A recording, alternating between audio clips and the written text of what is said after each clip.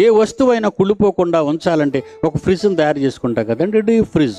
అందులో కాయగూరలు పెట్టుకుంటాం, ఆకుకూరలు పెట్టుకుంటాం, స్వీట్లు పెట్టుకుంటాం, అన్నీ ఏవి కుళ్ళిపోవండి. చేపలు కానీ మాంసం కానీ కుళ్ళిపోవండి. డోర్ వేసేసాం అనుకోండి, లైట్ ఆరిపోద్ది.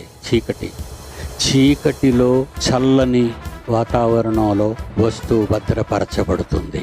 డోరు తీయగా లైట్ ఎందుకు వెలుగుతుందంటే మీకు కనపడడానికి ఎక్కడేం పెట్టుకున్నారు అని. అలా డోర్ తీసి ఉంచరు, మళ్ళీ పాడైపోతాయి అవి. అందుకే అవసరమైన తీసుకోగానే మళ్ళీ డోర్ వేసేస్తాం. డోరు వేయగానే కాంతి ఆగిపోతుంది.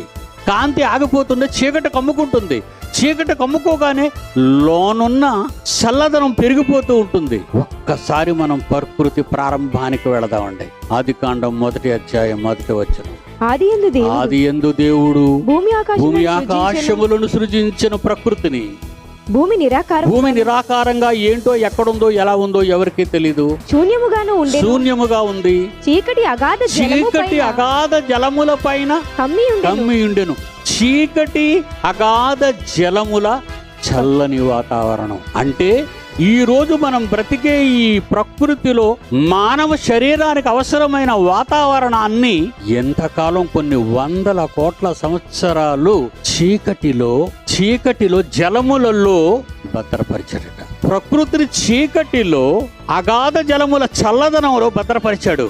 ఆ భద్రపరిచిన దాని మీద అప్పుడు వెలుగు కలుగుగాక డోర్ తీసాడప్పుడు ఆయన. ఫ్రిడ్జ్ను మీరు మనసులో పెట్టుకోండి. సూర్యుడు కలుగుగాక, చంద్రుడు కలుగుగాక, నక్షత్రములు కలుగుగాక, భూమి కలుగుగాక, భూమి మీద విత్తనములు చెట్లు కలుగుగాక. ఎలా అయితే మీరు ఫ్రిడ్జ్ డోర్ తీయగానే లైట్ వెలుగుతుందో, లైట్ వెలిగిన వెంటనే మీకు అవసరమైనవన్నీ తెచ్చుకుంటారో, దేవుడు ప్రకృతిని ఆ విధంగా వందల కోట్ల సంవత్సరాలు చల్లటి నీటిలో, చీకటిలో పదార్థాన్ని భద్రపరిచి ప్రకృతిగా నీ చేతికిచ్చి, ఈ మట్టితోనే నిన్ను చేసి, ఈ మట్టిలో వచ్చినవన్నీ నీకు ఆకలిని తీర్చి ఎన్ని ఎందుకు చూపించాడో తెలుసా?